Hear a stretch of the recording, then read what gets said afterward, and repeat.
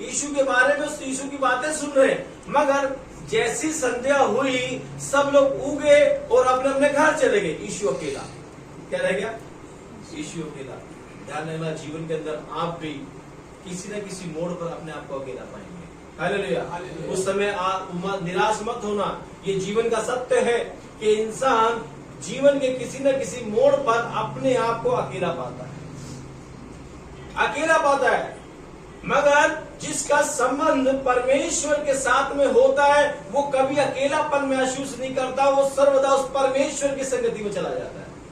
यीशु को सब लोग अपने अपने घर चले गए, यीशु अब अकेला है, मगर यीशु अकेला नहीं है। यीशु ने पिता के साथ संगति करी। किसके साथ संगति करी? पिता के साथ संगति करी।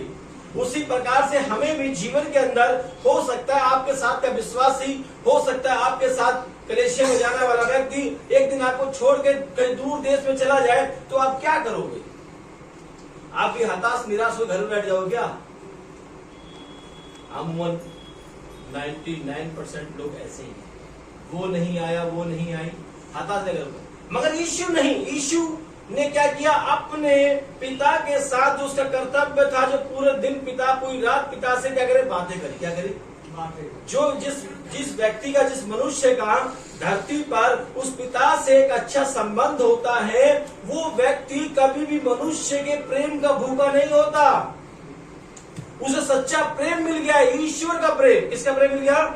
ईश्वर का प्रेम जिसे सच्चा मिल गया। इसलिए बाइबल कहती है, क्योंकि परमेश्वर ने जगत से ऐसा प्रेम रखा कि अपना एकलौता पुत्र दे दिया ताकि जो कोई उसे विश्वास करे वो नष्ट न परंतु अनंत जीवन पाए। अब जिस परमेश्वर को वो जान गया कि जिस परमेश्वर ने उसे सच्चा प्यार किया है, उस परमेश्वर को प्रेम को जब जान गया तो अनंत जीवन उसका है। तो इसीलिए वो संसार के प्रेम में नहीं पड़ता। हालेलुया। संसार का प्रेम एक धोखा है। क्या है? हकीकत संसार का प्रेम एक धोखा है, मगर ईश्वर का प्रेम एक सच्चा मार्ग है। इसलिए यीशु ने कहा, मार्ग, सत्य, जीवन मैं ही हूं।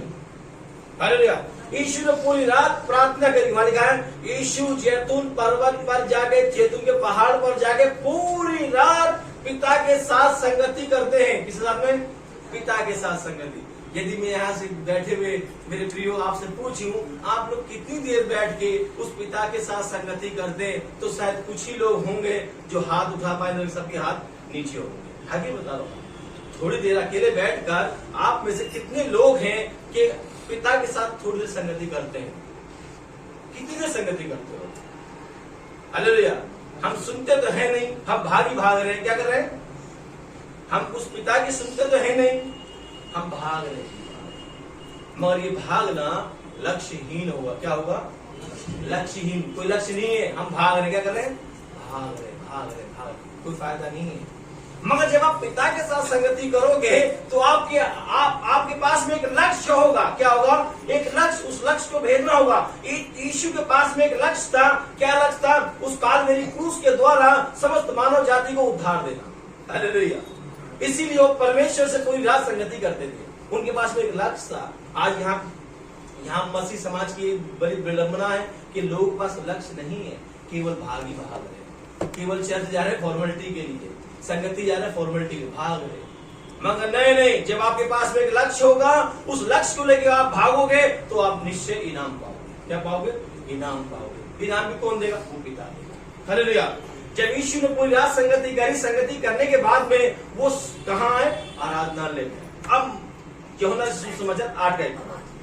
परंतु यीशु जैतून पहाड़ पर गया, भोर को वह फिर मंदिर में आया। क्या लिखा है? भोर को फिर वो मंदिर में आया। यानी कि भोर मतलब समझते सब लोग सुबह उसे बोलते भोर, सूर्य उदय होने से पहले। हालेलुया। जो व्यक्ति सूर्य उदय होने से पहले जग जाता है ना, वो अच्छा माइंड फ्रेश होता है। सूर्य उदय होने से पहले बिस्तर छोड़ना चाहिए, मगर जब तक सूर्य किरणें ना आ जाए, मक्खी ना लगने लग जाए, तब तक लोग बिस्तर छोड़ते हैं। ये दरिद्रता की निशानी है। मजा नहीं कर रहा, दरिद्रता की निशानी है। आगे बता रहा हूं मैं आपको। सूर्य उदय होने से पहले बिस्तर छोड़ना चाहिए। सूर्य उदय होने से पहले उस परमेश्वर चरणों में जाओ। हालेलुया। यीशु भोर को मंदिर में गया। जब मंदिर में गया तो वहां लिखा हुआ यीशु उपदेश दे रहा। क्या दे रहा था? उपदेश दे रहा था।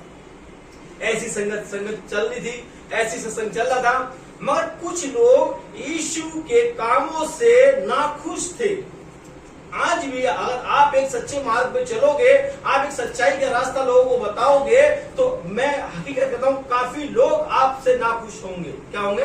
नाखुश होंगे, आपकी बात से सहमत नहीं होंगे कि सच्चाई बड़ी कड़वी होती है, उसको सहने की हर किसी की ताकत नहीं होती है। यीशु उपदेश दे रहे थे, वहां कुछ धर्म के ठेकेदार एक स्त्री को वहां लेके आते हैं जो व्यभिचार में पकड़ी गई है। उस स्त्री को उन्होंने पकड़ लिया व्यभिचार करते समय, और वो स्त्री को पकड़कर यीशु पर क्या है? सामने लाए। वो उस स्त्री पे दोष नहीं ढूंढना चाह रहे थे, वो स्त्री को केवल स्त्री को सहारा बनाया यीशु पर दोष ढूंढने का। कई बार क्या होता है, शैतान भी किसी के माध्यम से हमारे पास भी आता है, हमारे जीवन के अंदर कोई ना कोई कमी और दोष ढूंढने और हमें दोषी ठहराने। हालेलुया।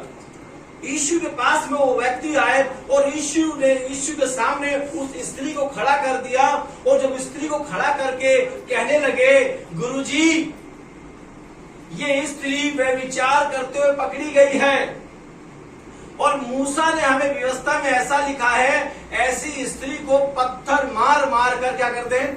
खत्म। ठीक है,